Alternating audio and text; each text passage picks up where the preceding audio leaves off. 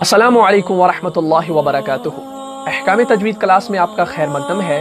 الحمدللہ سابقہ کلاس میں ہم نے ادغام کے جو 3 قاعدے تھے ان میں سے ہم نے پہلے قاعدے کو یعنی ادغام مثلین کے بارے میں پڑھا۔ آج کا جو ہمارا ٹاپک رہے گا وہ ادغام متقاربین کے متعلق ہے۔ مجھے امید ہے آپ نے پچھلی کلاس کو اچھے سے دیکھا ہوگا اور آپ کو جو وہ کلاس ہے مع مثال کے اچھے سے سمجھ میں آئی ہوگی۔ تو آج ہم چلتے ہیں ادغام متقاربین کی طرف کہ اس کا قاعدہ کیا کہتا ہے اور قرآن میں اس کو کیسے پڑھا جاتا ہے۔ تو آپ سے گزارش ہے کہ ہمارے چینل کو سبسکرائب کریں، زیادہ سے زیادہ اس ویڈیو کو شیئر کریں اور لائک کریں اور بیل آئیکن پر لازماً کلک کریں تاکہ ہماری جو نئی آنے والی کلاسز اور اپڈیٹس ہوں گی وہ سب سے پہلے آپ دیکھ سکیں۔ تو چلیے شروع کرتے ہیں۔ بسم اللہ الرحمن الرحیم۔ تو آج کا جو ہمارا ٹاپک ہے وہ ادغام متقاربین کے متعلق ہے۔ سب سے پہلے ہم جانیں گے کہ ادغام کسے کہتے ہیں۔ ادغام کہتے ہیں ایک حرف کا دوسرے حرف کے اندر مل جانا، مدغم ہونا، اسی کا نام ادغام ہے۔ اب جو یہاں پر اس کے ساتھ دیا گیا ہے متقاربین، اب ہم جانیں گے کہ متقاربین کسے کہتے ہیں۔ لیکن اس سے پہلے میں آپ کو بتا دوں ہماری جو پچھلی کلاس تھی اس میں ہم نے ادغام مثلین کے بارے میں پڑھا تھا۔ مثلین کہتے ہیں دونوں جو ایک جیسے ہو، ہم شکل ہو، ہموار ہو، جو ہو بہو ایک جیسے ہو، جیسے تا تا، کاف کاف، یعنی ہم شکل ہو، تو یہ اس کا بیان تھا۔ لیکن آج کا جو ٹاپک ہے وہ متقاربین کے متعلق ہے، جس میں ہمیں جاننا ہے کہ متقاربین کیا چیز ہے۔ متقاربین کہتے ہیں قریب المخارج والے حروف، یعنی ایسے حروف جن کا مخرج جو ہوگا وہ ایک ہی جگہ سے نکلتا ہو، یعنی جن کا جو مخرج ہوگا، جن کی ادائیگی جو ہوگی وہ ایک ہی جگہ سے نکلتی ہوگی۔ فار ایگزامپل اگر ہم یہاں پر لکھیں، جیسے یہ قوف ہے اور یہ کاف ہے۔ قوف اور کاف یہ حروف لاحاتیہ ہے، اور حروف لاحاتیہ کا قاعدہ کیا ہے کہ جب زبان کا پچھلا حصہ اٹھ کر اوپر والے نرم تالو کو چھوتا ہے تب جا کے جو ہے یہ 2 حروف ادا ہوتے ہیں۔ اگر آپ اس کی مشق کریں، جیسے ق ق ق ق ق، اگر آپ ایسے کریں گے تو آپ کی جو زبان کا جو پچھلا حصہ ہوگا وہ اٹھ کر نرم تالو کو چھوتا ہے وہاں پہ، تو تب جا کے یہ حروف جو ہے ادا ہو جاتے ہیں۔ تو اب آپ یہاں پر دھیان دیں، قوف اور کاف جو ہے یہ شکل میں سیم نہیں ہے، یہ سملر نہیں ہے، یعنی یہ الگ الگ ہے، یہ ہم شکل نہیں ہے، لیکن قریب المخارج ہے۔ قریب المخارج کا مطلب کیا ہے کہ ان کا جو مخرج ہے، ان کی جو ادائیگی ہے وہ سیم جگہ سے نکلتی ہے، جیسے قوف کاف قوف کاف قوف کاف، سیم جگہ سے ہی نکلتے ہیں، ادا ہوتے ہیں، لیکن ان میں فرق کیا ہے؟ قوف جو ہے وہ پر ہے اور کاف جو ہے وہ باریک ہے۔ فرق صرف اتنا ہے، لیکن جو ان کی نکلنے کی جگہ ہے وہ ایک ہی ہے، تو اسی کو کہتے ہیں قریب المخارج۔ اب آپ یہاں پر دوسری مثال لے لیں، جیسے تا ہے اور طا ہے۔ تا اور طا جو ہے یہ ایک ہی جگہ سے نکلنے والے حروف ہیں، تو اس کا قاعدہ کیا ہے؟ جب زبان کا سرہ یعنی زبان کی جو نوک ہوگی، ٹپ ہوگی، وہ اٹھ کر اوپر والے 2 دانتوں کی جڑوں سے لگے، یعنی ثنائے علیہ کے جو دانت ہے، اوپر والے 2 دانت، ان کی جڑوں کے ساتھ جب زبان کا جو سرہ ہے وہ لگے گا تب جا کے جو ہے یہ 2 حروف ادا ہوں گے۔ جیسے ہم پڑھیں تا تا تا، اب زبان کے سرے کو اوپر والے دانتوں کی جڑوں سے لگائیں، تا تا، تو ادا ہو گیا۔ اب طا کی بات، طا طا طا، تو ہم نے یہاں پہ یہ حروف جو ہے ان کو ادا کر لیا ایک ہی جگہ سے۔ اب ان میں فرق کیا ہے؟ تا جو ہے وہ باریک ہے، طا جو ہے وہ پر ہے۔ فرق صرف اتنا ہے، پر اور باریک کا فرق ہے، لیکن نکلنے کی جو جگہ ہے وہ ایک ہی ہے، تو اسی کو کہتے ہیں قریب المخارج۔ تو یہ جو حروف ہے یہی ہے متقاربین کے حروف، جن کا مخرج جو ہوگا وہ ایک ہی جگہ سے نکلے گا۔ جیسے اب ہم یہاں پر دوسری ایک مثال لے لیں، جیسے با ہے اور میم ہے۔ با اور میم، با کو ہم کیسے پڑھتے ہیں؟ با با، یعنی اوپر والا جو ہونٹ ہے وہ نیچے والے ہونٹ سے کیا کر رہا ہے؟ مل رہا ہے، با با۔ اب میم کو پڑھیں، میم میم۔ यानी होंठों ने काम किया, यानी बा भी होंठ मिलाने से निकला, मीम भी होंठ मिलाने से निकला, तो ये क्या है, ये करीबुल मखारिज है। इसी को मुतकारिबैन कहते हैं, यानी ऐसे हुरूफ जो एक ही जगह से निकलते हों। तो उम्मीद है आपको समझ में आया होगा। अब हम चलते हैं इदगाम मुतकारिबैन के कायदे की तरफ। मैं पहले कायदे को यहाँ पे लिख लेता हूँ, उसके बाद इंशाअल्लाह मा मिसाल के आपको समझाता हूँ।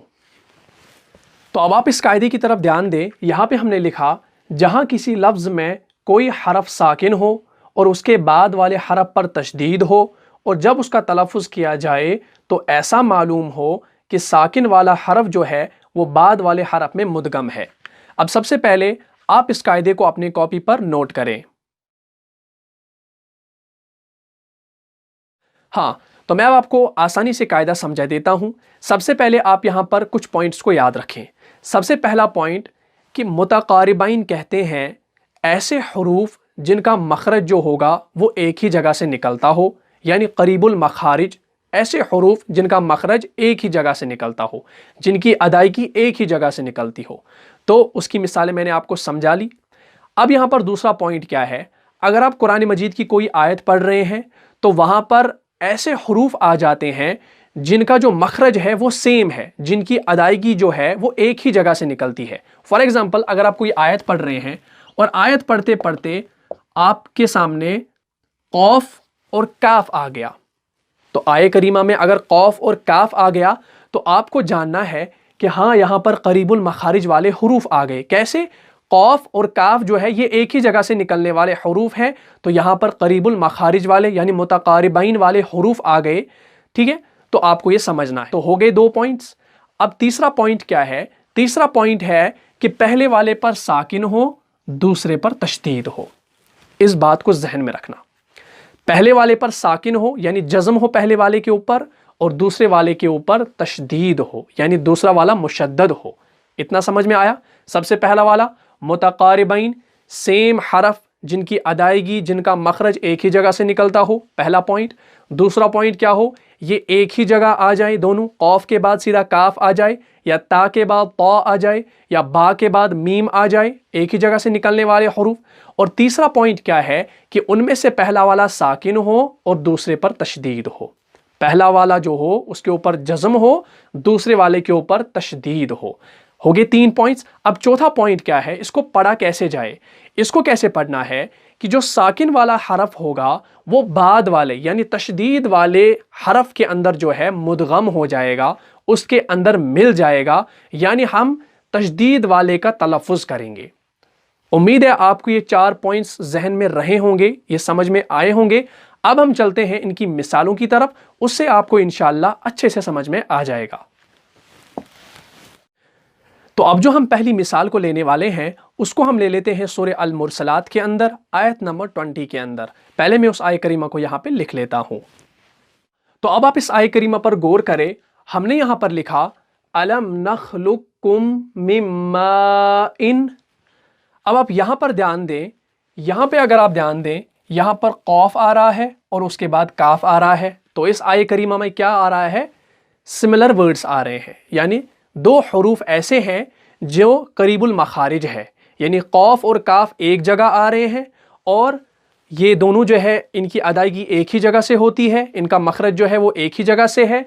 और पहले वाले के ऊपर अगर आप देख सकते हैं साकिन है, दूसरे वाले के ऊपर तशदीद है। तो यहाँ पर कौन सा कायदा होगा? इदगाम मुतकारिबैन का कायदा होगा। तो जब हम इसको पढ़ेंगे, कैसे पढ़ेंगे कि जो साकिन वाला होगा वो दूसरे वाले यानी काफ में क्या हो जाएगा? मुदगम हो जाएगा। तो जब हम इसको पढ़ेंगे, हम काफ को पढ़ेंगे। अगर हम इसको आप पढ़ेंगे अलम नखलुकुम, अलम नखलुकुम, अलम नखलुकुम, अलम नखलुक लुक लुकुम, अलम नखलुकुम मिन माइन महीन। अलम नखलुकुम, अलम नखलुकुम, कुम पढ़ना है, काफ को पढ़ना है, क्योंकि हमें जोर जो है वो तशदीद वाले पर देना है। अलम नखलुक, अलम नखलुकुम, अलम नखलुक लुक लुकुम मिन माइन महीन। अलम नखलुकुम, अलम नखलुकुम। फॉर एग्जाम्पल इस कॉफ को आप हटा लीजिए, अब इस लाम को जो है आप इस काफ के साथ सीधा मिलाइए। अलम नखलुक, लाम काफ पेश, लुक काफ मीम पेश, कुम। अलम नखलुकुम, लुकुम। अलम नखलुकुम मिन माइन महीन। तो उम्मीद है आपको यह समझ में आया होगा। अब हम चलते हैं दूसरी मिसाल की तरफ। तो अब जो हमारी मिसाल है उसको हम ले लेते हैं सूरह हूद में से, आयत नंबर 42 में से। पहले मैं उस आयत करीमा को यहां पे लिख लेता हूं। तो अब आप इस आयत करीमा पर गौर करें। हमने यहां पर लिखा या बुनय्यरकम मअना। अब आप यहां पर ध्यान दें, यहां पर जो है बा और उसके बाद मीम आ रहा है। बा मीम फा ये हरूफ शफ़िया के अंदर आता है, यानी जब होंठ मिलते हैं ये दोनों जो है इनका जो मखरज है वो एक ही जगह से मिलता है। तो यहाँ पर करीबुल मखारिज वाले हरूफ आ गए, ठीक है, और ये एक ही जगह आ गए। बा के बाद सीधा मीम आया तो एक ही जगह आ गए। 2 पॉइंट्स। अब तीसरा पॉइंट क्या, पहले वाले के ऊपर देख सकते हैं साकिन है, दूसरे वाले के ऊपर तशदीद है। तो 3 पॉइंट्स हमारे बराबर यहाँ पर हो गए। हमने यहाँ पर पहचान लिया इनको कि यहाँ पर जो कायदा होने वाला है वो इदगाम मुतकारिबैन का होने वाला है। क्यों?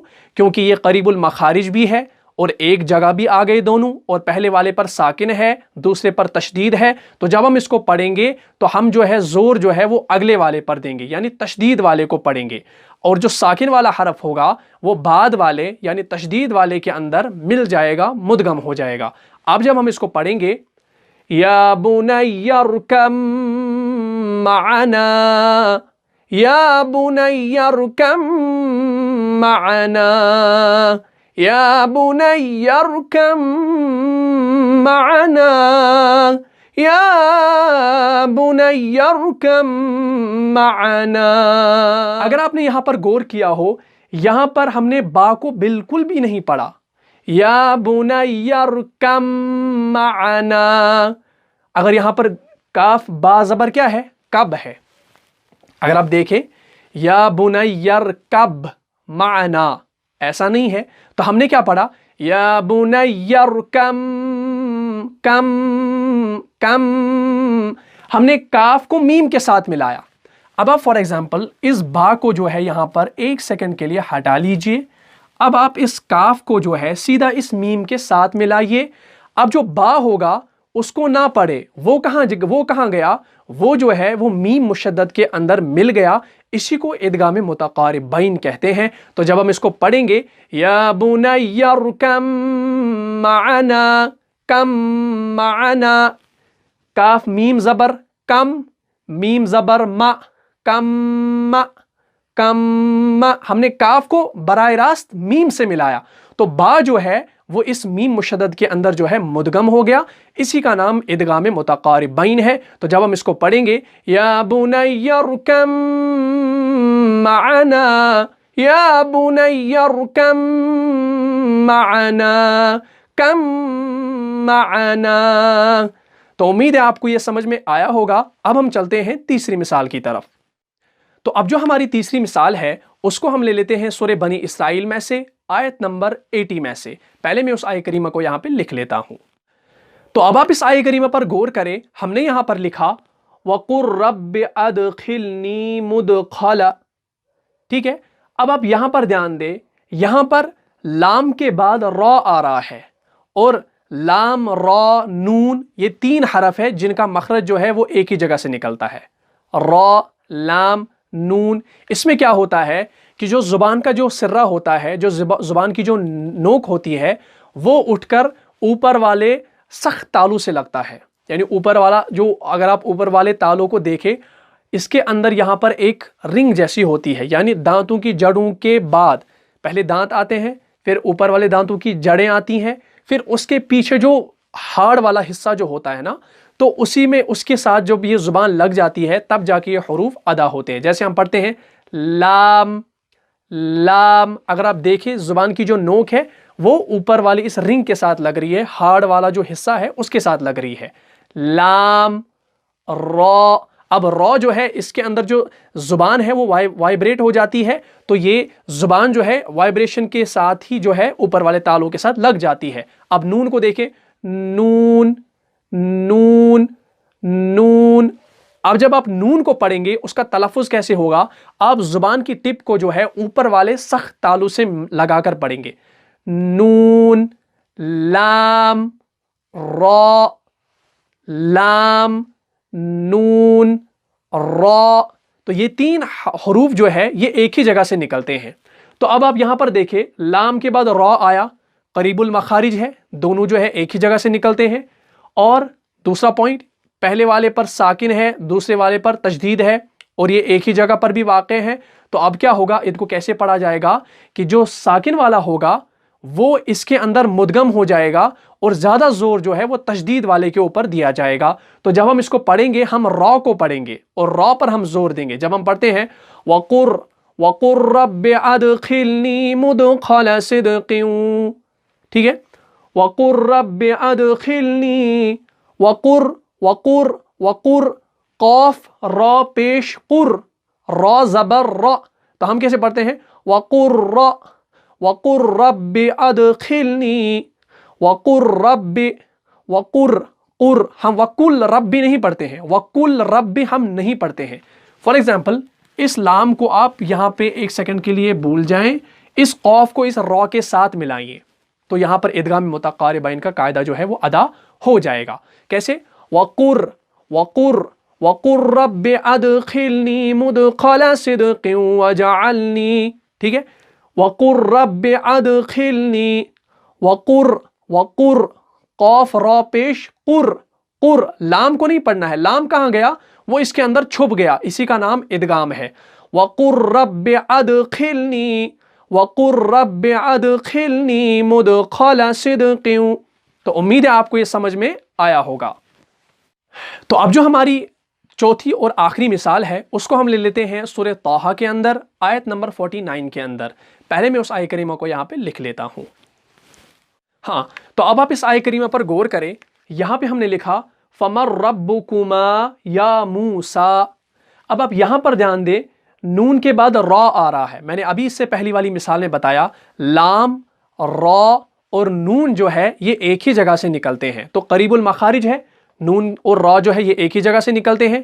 تو اب کیا آپ کو کون سے پوائنٹ یاد رکھنے ہیں؟ سب سے پہلا والا پوائنٹ کہ یہ قریب المخارج والے حروف ہو، دونوں جو ہو سیم، جن کا مخرج ایک ہی جگہ سے نکلتا ہو، تو آگے پہلا پوائنٹ۔ دوسرا پوائنٹ کیا تھا، یہ ایک ہی جگہ پر ہو، یعنی دونوں ایک جگہ ہو، ان کے بیچ میں کوئی تیسرا نہ ہو، تو دونوں جو ہے نون کے بعد سیدھا براہ راست را آ رہا ہے، تو 2 پوائنٹس۔ اب تیسرا پوائنٹ کیا تھا کہ پہلے والے پر ساکن ہو، دوسرے پر تشدید ہو، تو تیسرا والا پوائنٹ دیکھ سکتے ہیں، پہلے پر ساکن ہے، دوسرے پر تشدید ہے۔ اب چوتھا پوائنٹ کیا تھا کہ اس کو پڑھا کیسے جائے، کہ جو ساکن والا حرف ہوگا وہ بعد والے حرف میں مدغم ہو جائے گا۔ تو اب جب ہم اس کو پڑھیں گے تو کیسے پڑھیں گے، فَمَن رَبُّكُمَا یا موسیٰ، فَمَن رَبُّكُمَا یا موسیٰ، فَمَن رَبُّكُمَا یا موسیٰ، فمر، لیکن یہاں پہ اگر آپ دیکھیں میم نون زبر کیا ہوتا ہے، من ہوتا ہے، لیکن ہم نہیں پڑھتے نون کو، ہم میم کو اس را کے ساتھ ملا رہے ہیں۔ اب آپ یہاں پر فار ایگزامپل اس نون کو ہٹا لیجئے، اب آپ اس میم کو جو ہے براہ راست اس را سے ملائیے، فَمَن رَبُّكُمَا یا موسیٰ، فَمَن رَبُّكُمَا یا موسیٰ، فَمَن رَبُّكُمَا یا موسیٰ، فمر، میم را زبر مر، میم را زبر مر، را زبر را، فمر را، فمر را، فمن ربکما یا موسیٰ۔ تو امید ہے آپ کو یہ مثالیں اچھے سے سمجھ میں آئی ہوں گی، اور ادغام متقاربین کا جو قاعدہ ہے وہ آپ کو ذہن میں بیٹھ گیا ہوگا۔ خالی 4 پوائنٹس کو یاد رکھیں۔ سب سے پہلا والا پوائنٹ میں پھر سے ایک بار دہراتا ہوں کہ یہ قریب المخارج ہو، یعنی ان کی جو مخرج ہو وہ ایک ہی جگہ سے نکلتے ہو، پہلا والا پوائنٹ۔ اب دوسرا پوائنٹ کیا ہو، یہ ایک ہی جگہ آ جائیں، یعنی قوف کے بعد کاف آ جائے، با کے بعد میم آ جائے، میم کے بعد فا آ جائے، لام کے بعد نون آ جائے، نون کے بعد را آ جائے، ایک جگہ آ جائیں، یعنی قریب المخارج والے حروف جو ہیں وہ ایک جگہ آ جائیں۔ ٹھیک ہے، ہو گئے 2 پوائنٹس۔ اب تیسرا پوائنٹ کیا ہے کہ ان میں سے پہلا والا ساکن ہو دوسرے پر تشدید ہو، پہلے والے پر ساکن ہو دوسرے والے پر تشدید ہو. تو ہو گئے 3 پوائنٹس. اب چوتھا فائنل پوائنٹ کیا ہے کہ اس کو پڑھنے کا طریقہ کیسا ہے کہ جب ہم اس کو پڑھیں گے تو ایسا لگنا چاہیے کہ جو ساکن والا حرف ہو یعنی پہلا والا جس کے اوپر جزم ہو وہ تشدید والے میں بعد والے میں مدغم ہو رہا ہے، اور جب اس کا تلفظ کیا جائے تو بعد والے حرف کو ہی پڑھا جائے گا، اس پر ہی زیادہ زور دیا جائے گا، جیسا کہ آپ نے مثالوں میں دیکھ لیا اور سمجھ لیا. تو مجھے امید ہے آپ کو یہ اچھے سے سمجھ میں آیا ہوگا. تو مجھے اجازت دیجیے، آتا ہوں انشاءاللہ اس کی تیسری ٹرم کے ساتھ اگلی کلاس میں. تب تک کے لیے آپ سلامت رہیں، خوش رہیں، اور میرے لیے انشاءاللہ دعا کیجیے گا. السلام علیکم ورحمۃ اللہ وبرکاتہ.